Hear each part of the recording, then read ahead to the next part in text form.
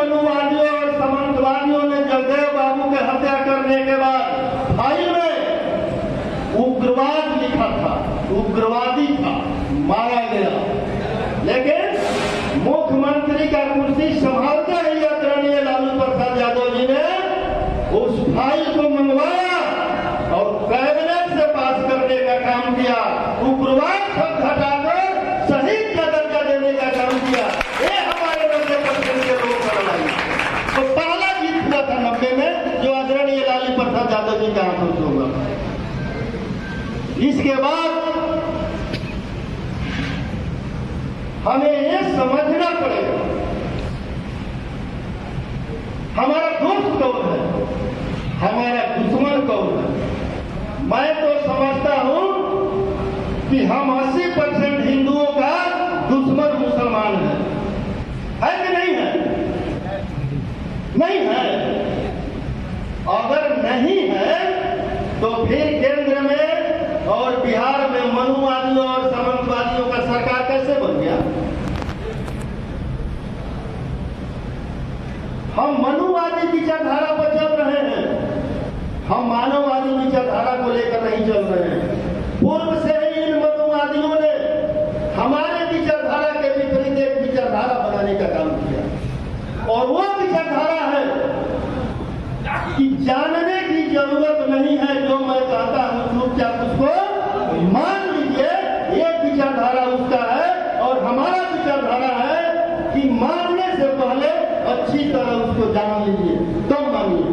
अगर हमारे लोगों ने 14 में मानववादी विचारधारा को अपनाया होता और इन मनवादी सरकार जो केंद्र में बैठा हुआ है इसको जानने का प्रयास किया होता तो आज ये लोग सत्ता में नहीं होते। नरेंद्र मोदी जी जब 14 के चुनाव का प्रचार में पूरा देश भर में घूम घूम करके कहा करते थे मैं ओबीसी मां का बेटा हूं, लेकिन देश के ओबीसी ने ये जानने का प्रयास नहीं किया कि ये ओबीसी का बेटा है या ऊंची जाति का। जानने का प्रयास नहीं किए। अगर जानने का प्रयास किए होते तो उनके बारे में जानते। जब 90 में मंडल आयोग का 2 सिफारिश लागू हुआ, शिक्षा और सरकारी नौकरी में ओबीसी को 27% का आरक्षण मिला था। उस आरक्षण का विरोध करने वाला कौन था? कोई मुसलमान था, कोई सिख था, कोई ईसाई था, कौन था? जो 90 में हमें मंडल आयोग का आरक्षण मिला, उस आरक्षण का विरोध किया और दिल्ली सरकार गिरा दिया और दिल्ली से कमंडल लेकर चला। उस कमंडल का संयोजक कौन था? उस कमंडल का संयोजक नरेंद्र मोदी थे, जो ओबीसी को आरक्षण मिला था। अगर वो ओबीसी होता तो ओबीसी के आरक्षण का विरोध नहीं करता।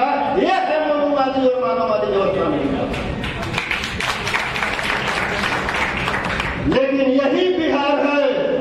आदरणीय लालू प्रसाद यादव मुख्यमंत्री थे, आडवाणी जी का कमंडल और नरेंद्र मोदी का रथ दोनों बिहार में रोक दिए और आडवाणी जी को जेल में डालने का काम किए। ये है जगदेव बाबू के विचारधारा का ताकत। उसके पहले जगदेव बाबू का हत्या करने वाले लोग कौन हैं? कोई मुसलमान है, कोई सिख है, कोई ईसाई है। वो कौन है हत्या करने वाले लोग? वही 10% के लोग हैं जिनके लिए जगदेव बाबू ने कहा था। वही लोगों ने इनका हत्या भी किया और वही लोगों ने ओबीसी आरक्षण का विरोध किया।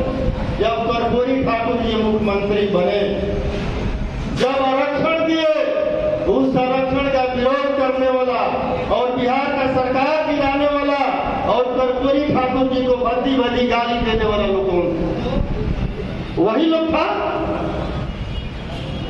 और उसके 150 साल आप पहले चले जाइए, जिस समय इन मनुवादियों और सामंतवादियों ने मनुस्मृति के माध्यम से हमारे 90% के लोगों को शूद्र बनाने का काम किया था और लिखा था कि शूद्रों और महिलाओं को शिक्षा प्राप्त करने का अधिकार नहीं है। शूद्रों और महिलाओं को धन दौलत संपत्ति रखने का अधिकार नहीं है। उसके बाद जब 1835 में ब्रिटिश गवर्नमेंट ने शिक्षा का अधिकार दे दिया, उसके बावजूद भी जब सावित्रीबाई फुले ने 1848 में भारतवर्ष में पहला बालिका विद्यालय खोलने का काम किया और भारतवर्ष का पहला शिक्षिका सावित्रीबाई फुले जब पढ़ाने का निर्णय लिया तो पुणे में बड़ा बड़ा होर्डिंग लगाया इन मनुवादियों ने कि ये ज्योतिबा फुले और उसकी पत्नी धर्म विरोधी काम कर रहा है, इसका दंड जो है भुगतना पड़ेगा इन लोगों को। और ज्योतिबा फुले के पिता पर जाकर के दबाव बनाया तो ज्योतिबा फुले के पिताजी ने कहा तुम ये काम छोड़ दो, धर्म विरोधी काम है। ज्योतिबा फुले ने कहा कि मैं नहीं छोड़ूंगा, तो उन्होंने कहा या तो विद्यालय में पढ़ाना छोड़ दो या मेरा घर छोड़ दो। ज्योतिबा फुले ने अपने पत्नी से कहा बस हम जानते थे कि यही होने वाला है, अपना कपड़ा समेटो चलो। ज्योतिबा फुले ने घर किसके लिए छोड़ा? अपने लिए, हम 90% के शूद्र समाज के लिए। और जब घर से निकले तो जो कहीं रहने का जगह नहीं था, जगह तो दिया, कोई हिंदू दिया, फातिमा शेख और उस्मान शेख ने अपने घर में जगह दिया और उस्मान शेख ने विद्यालय खोलने का जमीन दिया। ये है 90% के लोग और मुसलमानों का साथ। कभी भी मुसलमान हम 90% के लोगों को हमेशा हमारे समर्थन में खड़ा रहा है। इसका क्योंकि जब बाबा भीमराव अम्बेडकर को संविधान सभा में जाना था, उत्तर प्रदेश से ही मनुवादियों ने उनको हरा दिया था, तो वेस्ट बंगाल के मुसलमानों ने उनको संविधान सभा में भेजने का काम किया। और आज क्या हो रहा है? मुसलमान हमारा दुश्मन है। 80% हिंदू एक हो जाओ, हम एक हो गए तो बना दिए सरकार, 2-2 बार बना दिए, तीसरा बार भी बना दिए। समझना पड़ेगा जो हजारों साल पहले उसके दिल में हमारे समाज के लिए नफरत था, वो नफरत आज भी उसके दिल में है, उसमें कोई परिवर्तन नहीं हुआ है। और उसका प्रमाण आपके सामने है। जब जब आपको अधिकार मिलता है, उस अधिकार का विरोध करने वाला वही 10% के लोग हैं जो ब्रिटिश गवर्नमेंट के समय ब्रिटिश गवर्नमेंट के गोद में बैठकर दलाली कर रहा था। वही ये लोग है जो आज केंद्र के सत्ता में बैठे हुए, जिनके लिए जगदेव बाबू ने 10% का उपाय लिया।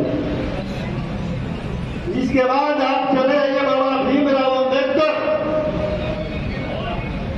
को विद्यालय से बाहर बैठकर पढ़ने पर मजबूर उनको कौन किया था? उनको अपमानित करने का कौन काम किया था? यही 10% के लोग। और आज भी देख लीजिए 80% हिंदुओं के सहयोग से दिल्ली और बिहार में सरकार चल रहा है, लेकिन जब 90% के लोगों के लिए बिहार में जब महागठबंधन का सरकार बना तो हमारे नेता तेजस्वी यादव जी ने मुख्यमंत्री जी पर दबाव बनाकर बिहार में जातीय जनगणना कराने का काम किया। और जब डाटा सार्वजनिक हुआ तो 50% आरक्षण को बढ़ाकर 65% करने का काम किया। इसके बाद मुख्यमंत्री जी उधर चले गए। जब उधर चले गए तो हमारे बढ़े हुए आरक्षण के विरोध में हाई कोर्ट जाने वाले लोग कौन था? वही लोग है ना। और जिस जज ने फैसला दिया वो कौन था? वही लोग हैं। तो हजारों साल पहले जो उसके दिल में नफरत था वो आज भी है, ये साबित हो गया ना। आप लोग समझ गए ना कि मेरा दोस्त कौन है, दुश्मन कौन है। तो लड़ाई हमें किसके साथ लड़ना है? मुसलमानों के साथ नहीं, या जगदेव बाबू जो 10% का उपाधि जो जिनको शोषक कहा है, दूतों के साथ लड़ना है ना। तो अगर लड़ना है तो हमें मानववादी विचारधारा को अपनाना पड़ेगा, नहीं तो हम बार बार ठगे जाएंगे। नरेंद्र मोदी जी आए, बोले कि मैं तो ट्रेन में प्लेटफार्म पर चाय बेचने वाला हूँ, 35 साल भीख मांग कर गुजारा किया, 11 साल की उम्र में घर छोड़ दिया और सब हम लोगों ने मांग लिया। 1949 का जन्म है, 11 साल में घर छोड़ दिया, कितना हुआ 1960, 35 साल भीख मांगा, कितना हुआ 1995, 90 में कमंडल का संयोजक थे। उन्होंने कहा, हमने मान लिया। वो मनुवादी और सामंतवादी आपके घर में बैठकर कहता है, उसका बात आप बहुत